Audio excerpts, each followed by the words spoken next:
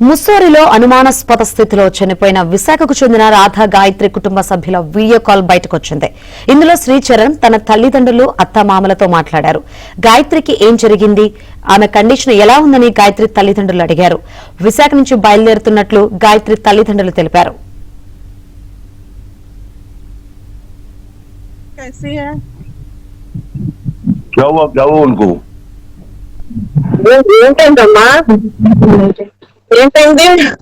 क्या पोजीशन है भैया?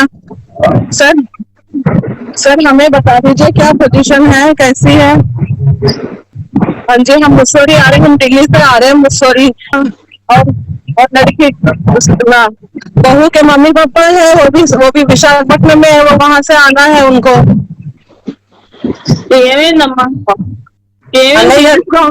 అన్నయ్య గారు మాట్లాడమనండి. అన్నయ్య గారు అక్కడ నుంచి పోలీసు వాళ్ళు మాట్లాడుతున్నారండి మాతోటి. ఏం జరిగిందండి, గాయత్రి ఎలా ఉందండి? అన్నయ్య గారు ఇంట్లో లేరు, ఇంట్లో ఉన్నారు కదా? అన్నయ్య గారు ఉన్నారండి. పోలీసు వాళ్ళు మాట్లాడుతున్నారు అక్కడ నుంచి ఆయనతో మాట్లాడుతున్నారా? మాయ గారితో మాట్లాడుతున్నారు. అన్నయ్య గారు మాట్లాడండి, పోలీసు ఆయనతో మాట్లాడండి. साहब जी, साहब हाँ बताओ ना, वो लड़की की कंडीशन कैसे है? सीरियस है? आना पड़ेगा। हम आ रहा है सर, हम आ रहा है। हम है ना विशाखापट्टनम में इवनिंग फ्लाइट में आ रहा है। विशाखापट्टनम से आना है उनको? विशाखापट्टनम से आना है। हम बहुत दूर है, अभी फ्लाइट में आ रहा है। शाम को दिल्ली पहुंचने का रात को 7 बजे हो जाएगा, 7-8 बजे हो जाएगा। वही है फ्लाइट तो शाम को है हमारा फ्लाइट। नहीं उनका कंडीशन कैसा है भाई साहब जी? चरण कंडीशन है।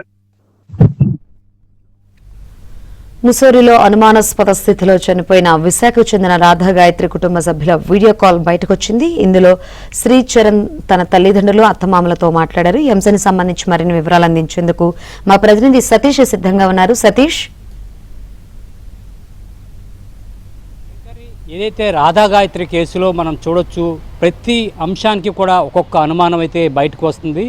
జూలై 14 ఏదైతే ఈ మంత్ 14th ఏదైతే జరిగిందో ఈ ఘటన, ఆ రోజు రాత్రి అసలు అక్కడ ఏం జరిగింది, ఇద్దరు భార్యాభర్తలు ఉన్న గదిలో ఒక వ్యక్తి చనిపోతే ఎందుకు సమాచారం ఇవ్వడం కూడా ఆలస్యమైంది, అదేవిధంగా ఆ రోజు రాత్రి అసలు ఏం జరిగింది అనే అంశానిపైన కూడా ఈ యొక్క వీడియో కాల్ ఏదైతే తల్లిదండ్రులకు ఫోన్ చేసి చెప్పాడో అది చాలా అనుమానాలకు తావిస్తుంది. అయితే ఏదైతే ఇందాక ఏబిఎన్తో మాట్లాడినప్పుడు రాధా గాయత్రి తల్లి సత్యవతి కూడా ఆమె స్పష్టంగా చెప్పడం కూడా జరిగింది.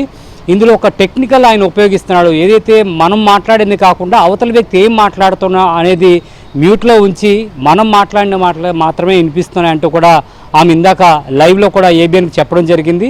అదేవిధంగా ఒక్కటే కాదు, ప్రతి విషయానికి కూడా అనుమానిస్తున్నాడు, అద్దులు దాటి ప్రవర్తిస్తున్నాడు. ప్రతి ఒక్క విషయానికి వెళ్ళినా కూడా ఆయన ఎక్కడ పడితే అక్కడ రాధా గాయత్రి పైన అనుమానం వ్యక్తం చేస్తూ సీసీ కెమెరాలు పెట్టడం, అదేవిధంగా ట్రాకర్లు పెట్టడం, దీంతో పాటుగా ఎక్కడికి ఫ్రెండ్స్తో వెళ్ళినా కూడా వీడియో కాల్ చేయాలంటూ కూడా ఆ యొక్క అనుమానాలను ఏవైతే చెప్తున్నాడో వాటన్నిటినీ కూడా రాధా గాయత్రి తన తల్లితో చివరిసారిగా మాట్లాడిన ఆ యొక్క సంభాషణ కూడా ఆడియో కూడా ఇందాక బయటకు వచ్చింది. కాబట్టి ఈ వీడియో కాల్లో కూడా మనం స్పష్టంగా చూడొచ్చు, రాధా గాయత్రి చనిపోయిన తర్వాత ఒక పోలీస్ డెహ్రాడూన్కి సంబంధించిన ముస్సోరి పోలీసులు ఏవైతే పక్కన ఉంటుండగా మాట్లాడిన ఆ యొక్క వీడియో కూడా ఇప్పుడు సోషల్ మీడియాలో వైరల్గా మారుతుంది. ఆ వీడియోలో కూడా స్పష్టంగా అవతల వ్యక్తులు ఏం మాట్లాడుతున్నాడు, ఒక పక్క శ్రీచరణ్ కావచ్చు, పోలీస్ కావచ్చు, వారు మాట్లాడుతుంది ఏవి అనేది మనకి ఆడియో రావడం లేదు. కానీ మన ఇన్కమింగ్ ఏదైతే తల్లిదండ్రులు రాధా గాయత్రి తల్లిదండ్రులు సుధాకర్ సత్యవతి మాట్లాడుతున్న మాటలు కావచ్చు, అదేవిధంగా శ్రీచరణ్ తరకు తల్లిదండ్రులు మాట్లాడుతున్న మాటలు కావచ్చు, వీటిని మాత్రం కేవలం బయటకు వస్తున్నాయి.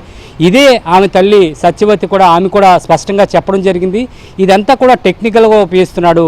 రాధా గాయత్రిని ఒక అంటే ఈ మొత్తం ఎపిసోడ్లో రాధా గాయత్రిని ఒక అంటే ఏమీ తెలియని దీనిగా ఒక చిత్రీకరిస్తూ, అదేవిధంగా ఆమెకు లో బీపీ అంటూ కూడా సమాజానికి తెలియజేసే విధంగా కూడా శ్రీచరణ్ ఒక తప్పుడు సంకేతాలను అయితే బయటికి పంపిస్తాడు.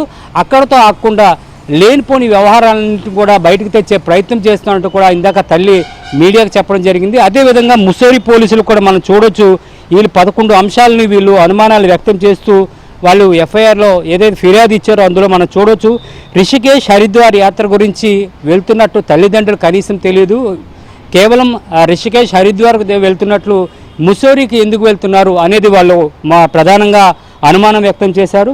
14వ తారీఖు రాత్రి భార్యాభర్తలు సన్నిహితంగా దిగిన సెల్ఫీ శ్రీచరణ్ సెల్ ఫోన్ నుంచి తల్లిదండ్రులకు ఏదైతే సత్యవతికి రావడం కూడా ఆమె అక్కడ కూడా అనుమానం వ్యక్తం చేసింది. పెళ్ళైనప్పటి నుంచి కూడా ఇప్పటి వరకు 7 సంవత్సరాలు కావస్తున్నా ఇప్పటి వరకు కూడా ఏది ఇటువంటి ఫోన్లు కావచ్చు, సంభాషణలు కావచ్చు, ఏది బయటకు రాలేదు. వీటన్నిటినీ కూడా సత్యవతి అనుమానాలుగా వ్యక్తం చేస్తూ ఎఫ్ఐఆర్లో నమోదు చేయడం జరిగింది. హత్య కేసు కూడా నమోదు చేశారు. అయితే అటాప్సీ రిపోర్ట్ వచ్చిన తర్వాత పూర్తి విషయాలు వెల్లడే అవకాశం కనిపిస్తుంది. Shankari, right, thank you Satish.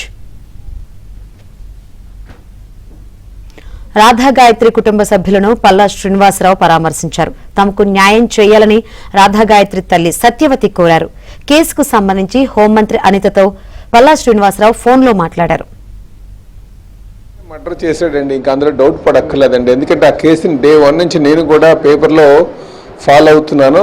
Plus Vizag అమ్మాయి 27 సంవత్సరాల పాప అలాగా మర్డర్కి గురైంది అంటే కారణం వాడే ఆ శ్రీచరణ్ అనే నాకు అనుమానం అండి. పర్సనల్గా నేను ఫీల్ అవుతున్నాను, ఎందుకంటే కేసు ఫాలో అయింది. మొదటిగా నాకు వచ్చినటువంటి డౌట్ ఏంటంటే ఆ ట్రాకర్ పెట్టారు చూడండి. ట్రాకర్ పెట్టాడంటే అనుమానం అనే పిచ్చిలో ఉన్నాడు. అనుమానం అనే పిచ్చి ఎప్పుడు కూడా ఆగదండి. అనుమానం పెనుభూతం అన్నారు. సో అది దానికి మర్డర్కి కారణం అనుమానం. మన వాయిస్ రికార్డ్స్లో కూడా క్లియర్గా ఆ కుర్రోడికి అనుమానం ఉంది, వీడు మనసు విరిగిపోతుందని చెప్పేసి చెప్తుంది పాప. అక్కడ ఆ పాపకి నాకు అనిపిస్తుంది ఏంటంటే ఇందులో ఏదో కలిపి పట్టేశాడు పాపకి. అక్కడ మర్డర్ అయింది, చనిపోయింది. అయితే ఇగో నా దగ్గరకు వచ్చిన వెంటనే అది నా పర్సనల్ ఫీలింగ్, ఎందుకంటే ఆడపిల్ల అనేసరికి కొంత బాధతో నేను మాట్లాడుతున్నాను. అయితే ఈయన వచ్చిన వెంటనే హోంమంత్రి గారితో మాట్లాడడం జరిగింది. అలాగే ఇక్కడ మా DCP 2 ప్రశాంత్ గారితో కూడా మాట్లాడడం జరిగిందండి. వాళ్ళు కూడా ఏమంటారంటే ఖచ్చితంగా న్యాయం చేస్తాం, ఎటువంటి డౌట్ సందేహం లేదు. అయితే మనకి ఇన్వెస్టిగేషన్ ఏజెన్సీ అదే అవుతుంది, మిసోరీ పోలీసు అవుతారు, మనకు కాదు. మనం వాళ్ళు వచ్చినట్టే వాళ్ళకి కావాల్సినటువంటి సపోర్ట్ ఇస్తారు.